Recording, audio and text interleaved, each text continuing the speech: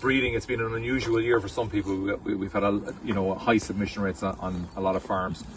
What's happened to you? When did you start? What's that first 3 weeks looking like? So we started on the 4th of May with the cows, and our 3-week submission rate was 88%. Okay. Yeah. Okay. Eligible cows. How many eligible cows are we talking about? We're talking 82 cows out of the 90 that are there. I've some, so I mark off what I don't want. I mark them off for culling or not suitable for breeding, whatever, and go with the rest then. Okay, okay. So if I'm looking at, I noticed that you've got collars on you, the SenseUp system on here, and it's giving you a pregnancy probability. I'm probably not using the right term, but how is it describing to you? It's looking at the repeats and looking at what's likely to be in calf. Yeah, it's looking at what's likely to be in calf at the moment. So currently it's up on 63%. Is likely to be in calf in the first 3 weeks. Okay, so the collar system, what the collar system is doing is it's calculating out a non-return rate. Okay, so we get a non-return rate of 63% on those eligible cows. So the expectation then would be in the second round or the repeats, we'd be hitting somewhere around 25 to 30 repeats approximately. Yeah. Is that being the trend? Is that what you see? I'm getting, there's some, the repeats that are coming, we're not getting one repeat every day like or anything like that, but they're coming in batches of maybe two or three twice a week or something like that. It's just the way they're coming in, but they are matching up with the times. I mean, it tells me the days since their last heat, and it tells me their index as to the probability that they are actually in heat and suitable for serve. So yeah, but we're very happy with it so far. I haven't used a vasectomized bull or tail paint, which I would have used in the past. So it's taken a lot of the work out of it for us, but you do need to spend the time on looking at the figures and doing that just to keep an eye on things and see how they're going. So. Sure, yeah, it's a very data-driven system. But in fairness, when we're probably looking at the efficiency of collars overall, regards to the system, we're getting into that 90% plus efficiency. So what I mean by that is, if 100 cows are on heat, you're guaranteed they're going to pick up 90% plus. Yeah, I've had a couple of cows that we've looked at, and the collar would tell you that the cow was in heat, and you wouldn't think she was to look at her. Just those cows you would often miss when we were doing it the traditional way.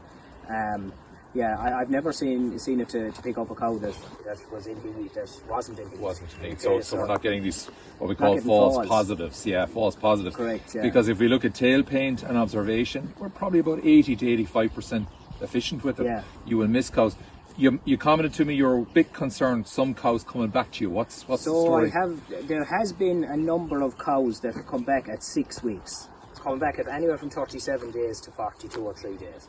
Okay. There's a couple of them now on inspection. Some of those are we did use some sex semen on the herd, on the cows. So there's a couple of them have been that. But look, I mean, some of them have been conventional as well. So I suppose we're not overly concerned when we look at the return rate of 63%. It's still, our non-return rate of 63%. It's still quite high. So look, I mean, every other year we were doing it, we had these ones coming at 6 weeks, and you get an odd one at 9, and I suppose that's just nature. But Sure. And if we look at 6 weeks, if we're bang on 6 weeks, that, as you said, like that 36 days out into kind of 45 days, we regard them as normal heats. So in other words, they're on that 3 week pattern.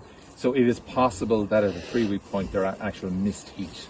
So again, collars, any system is not 100%. We get a level of missed heat. So if we see a high proportion of heats falling into that category, heats falling into that 6 week category, we'll actually look at missed heats first before we start looking at anything weird. When we get the irregular heat patterns, then we're starting to talk about things like embryonic death, disease issues, and so on.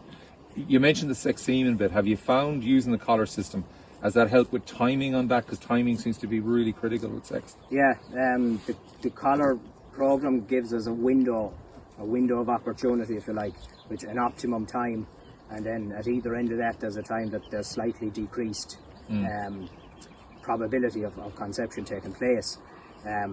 So what it does with this for sex semen, it gives you a smaller window again in terms of the more ideal time to go in with sex, which is slightly, you delay the thing a little bit. I would say that we were definitely here, like we did get good results using the tail paint of vasectomized bulls with our conventional semen, as we always did. But I can say for certain we were definitely going in too early with cows back along. We were delaying it a little bit more now that we have the information and the timing on it. It just does give you that little bit more accuracy. So I would have expected that our conception rate should be higher than it was, because we already did have a reasonably good. We were up on 85% submission or submission rate or plus. So now we have upped it a little bit again. So we're happy enough so far. Paul, when we were coming down the track, you're saying managing grass at this time of year, this year in particular, it has been real challenging. What's your current situation? How are you getting on? So currently we're grazing at the moment. They're going into 1450 cover there, maybe. I suppose you might describe it as a kind of a hairy 1450, but that's because from the last time grass took off over in the space of a few days, and we had to, I suppose we were measuring and monitoring what we were doing. We couldn't cut everything out, so we just tried to manage it as best we could. There was a few covers we went into, were up on the 1900 there for a short time, but they grazed them out reasonably well because they were grassy sort of covers, given that we had them cleaned out so well in early spring, which is probably key to managing the grass for the rest of the year. But so the cows were able to get down to the residual happy enough. And are you going to do, when they come out of this, are you going to do anything in particular to clean that up? Yeah, we'll see. Look, we avoid topping as much as possible. Now, looking at it there, you'll be saying to yourself, it's probably a candidate for topping. But what we have noticed, any paddocks we didn't top along the way there, the recovery is obviously much higher on those, which has given us more grass. So it's a bit of a toss-up between quality and getting the grass. So we're just trying to manage that at the moment.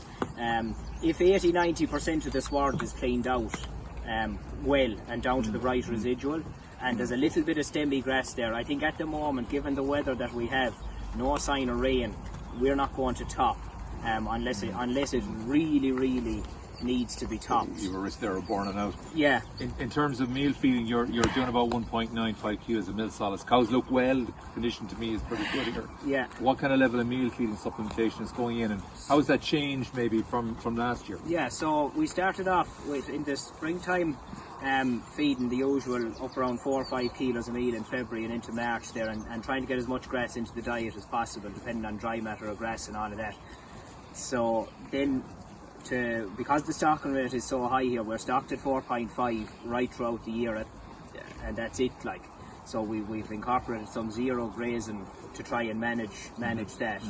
So we brought in March and April, we were bringing in some zero grazing grass when it was suitable, and it allowed us. We came to a pinch point. We'll say in April there, when weather was still very cold. We had a good bit of silage ground that had nice covers of maybe 1400 on it. We could, to keep us going, we could have had to went to 6-7 kilos of meal, but we didn't. We zero grazed and kept it at the 2 to 3 kilos of meal. Okay. So we brought in the grass off the silage ground, and it made a massive difference. The big thing it did for us was it kept our average farm cover up well above we weren't down at 500 at any stage during the spring, which meant we stayed up around the 750, 800, which our cover was high, which meant that the minute the bit of growth came, we had a lot of grass to grow grass. Gotcha. So we got a lot of grass here very, very quickly. We dropped the meal then to about 1.5 kilos, just so for the CalMag really, and getting them into the parlour.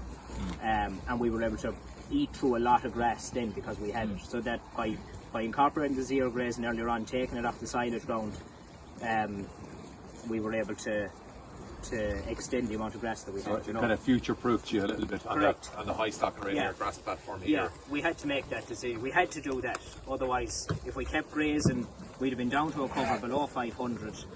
We'd have been gone in with meal and silage to try and wait for the growth to come. So we replaced the meal with grass in a managed approach. So.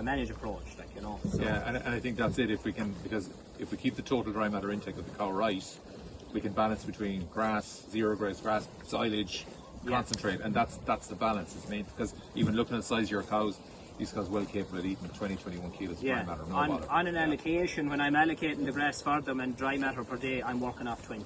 Yeah. Because I know when I was using 18 previously, the cows just weren't getting the great number of grazes in the paddocks and things. They were just eating them out too quick. So the cows, yeah, they're probably 700 kilo cows, 650s plus. Yeah. So we go over the 20 intake and adjust maybe if we depend on the time of the year, of course. In the springtime now it's a bit different in terms of your allocation because you have so many cows calved, freshly calved, Sure. one's not having enough. It gets a little tricky at that time. But if the cow will tell you what she's eating. You'll know by the paddock. If you get a good handle on what's on the paddock and see what's being ate, you'll get an average demand from that. And I use that as well to try and calculate what we need. We need to trust the cow.